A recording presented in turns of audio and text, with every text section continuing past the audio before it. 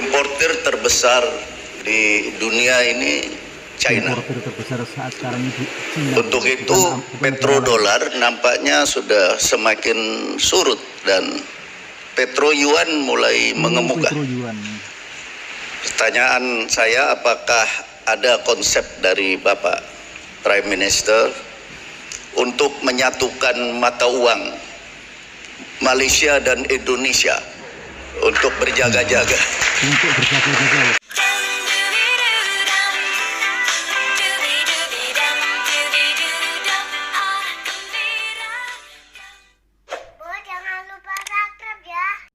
Assalamualaikum warahmatullahi wabarakatuh. Salam sejahtera bagi bos-bosku semua. Jumpa lagi di vlog saya Tamaji Serumpun.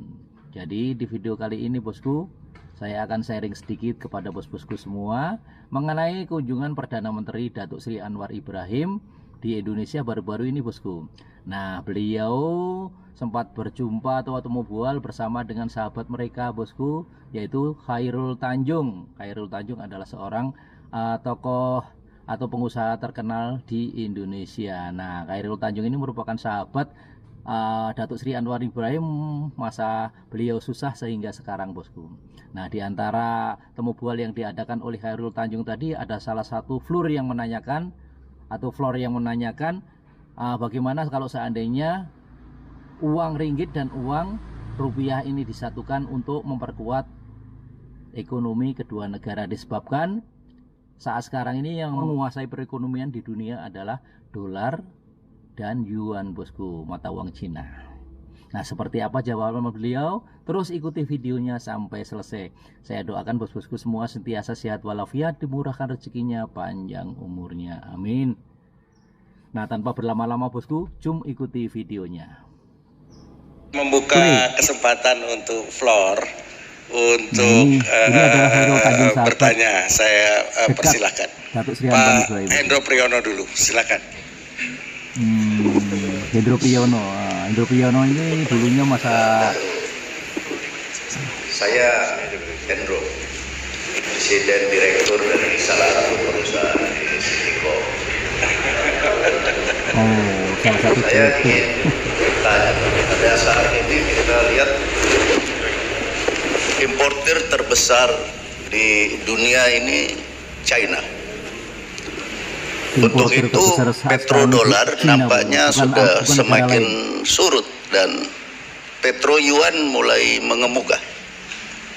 Pertanyaan saya, apakah ada konsep dari Bapak Prime Minister untuk menyatukan mata uang Malaysia dan Indonesia untuk berjaga-jaga? Karena sampai sekarang kita berdua sangat tergantung pada dolar Amerika.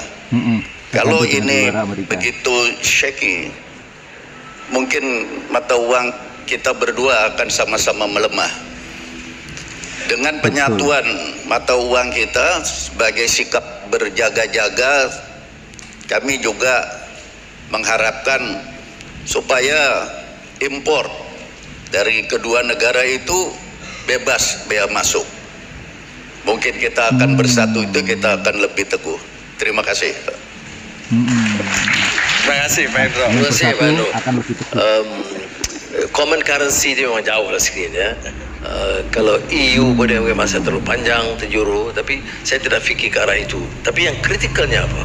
Ya, kerjasama yang benar-benar erat, a common concerted effort, satu strategi bersama. Umpamanya kelapa sawit, Indonesia sekitar 68% kelapa sawit pengeluarannya. Yang kedua Malaysia. Ya, kalau kita ada kesepakatan itu OPEC dalam kelapa sawit. Cuma sudah diwujudkan sejak 2015 tapi tidak berkembang karena masing-masing lembab sedikit dalam tindakannya. Kemudian tentang carbon credit, renewable energy, itu Indonesia kuat dan Malaysia masih ada. Jadi kalau kita gabung tenaganya, kita boleh berdepan. ASEAN ini sekarang agak sedikit muram ya. Tapi giliran Indonesia mempengurusikan, ya, mengetuai chairman ASEAN.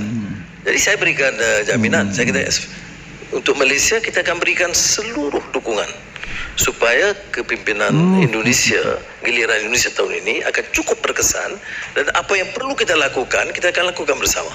Itu maksimum yang kita bikin. Hal-hal ini untuk negara China, saya setuju. Dia tak boleh umpamanya kita bergantung hanya kepada dolar. Dia mesti basket of currencies. Ada periode late 90s yen meningkat. Dan sekarang yuan meningkat. Jadi kita mau terus melepaskan dolar, itu pun risiko juga. Saya bukan ada expertise dalam bidang ini ya. Ini urusan Tuku Samsul, orang banker ni dikira wang aja. Mereka tahu.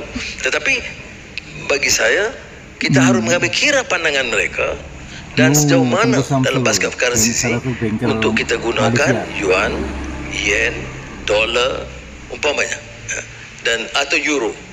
Ini ada sebut basket of currency dan tidak totally dependent on the dollar. Ekonomi Amerika tidak segar, bugar seperti dulu. Itu satu kenyataan, realitasnya. China berkembang walaupun ada beberapa tantangan yang harus hadapi. Kita, terutama macam Malaysia sebagai negara kecil, harus pastikan hubungan kita pertama bersama Indonesia atau ASEAN itu kompak, betul kuat. Tetapi hubungan kita dengan Barat dan China harus baik as a trading nation.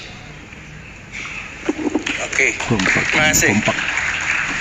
Okey,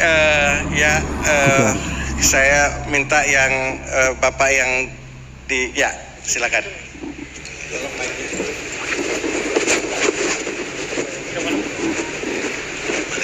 Assalamualaikum warahmatullahi wabarakatuh. Nama saya Said Zaidan Shah. Saya Deputy Country Director Asian Development Bank di Indonesia. Sebelumnya saya juga aktif di Indonesia Diaspora Network Global. Datuk Seri Anwar Ibrahim, saya ingin mendapatkan insight dari Bapak ya.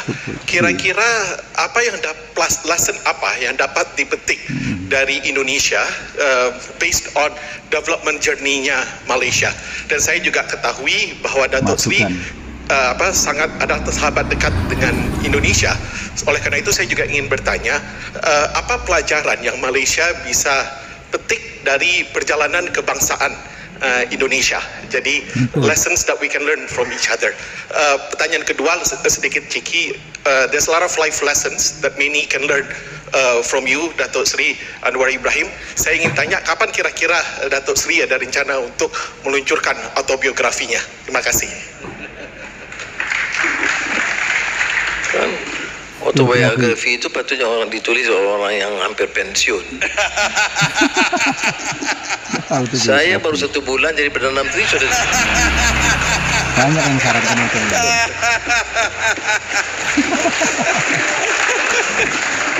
Jadi maksudnya macam ini Bosku. Jadi karena begini Bosku. Jadi banyak yang orang-orang Indonesia yang menginginkan agar kisah perjalanan Datuk Seri Anwar Ibrahim ini dari mulai bawah sampai dia keluar saat sekarang menjadi Perdana Menteri ini agar diautobiografikan, jadi dibuat satu buku gitu. Nah, seperti yang ditanyakan oleh Flur tadi Bosku. Nah, ternyata jawabannya Datuk Seri Anwar Ibrahim ini itu tugas oleh seorang pensiun. Nah, pensiun itu pensiun kalau di sini pensiun Bosku, pensiun.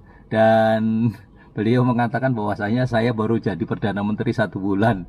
Jadi itu tugasnya orang-orang pensiun yang menulisnya. Nah, seperti itu Bosku. Mari kita lanjut. Saya ada menulis tentang rencana saya, ya bukan political, my vision and ideas untuk Malaysia. Catatan saya bikin di penjara, kemudian saya perbaiki. Itu namanya skrip dalam lokap dan dalam bahasa Melayu Madani ya. Tentang apa maksud kemampanan atau sustainability, apa maksud caring and compassion.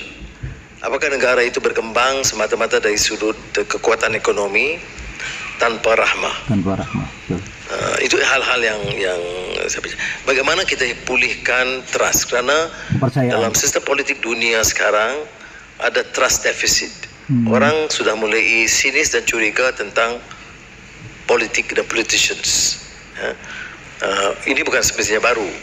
Saya fikir tahun 70-an lagi Herman Kahn menulis tentang politics and politicians as uncharismatic, low moral profession.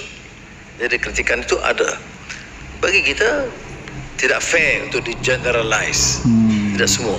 Tapi satu peringatan yang baik bahwa dalam dunia politik sekarang orang mulai mencemooh kerana keruntuhan nilai, kedangkalan ilmu dan kegairahan untuk memunggah kekayaan, tidak berkhidmat dengan ikhlas.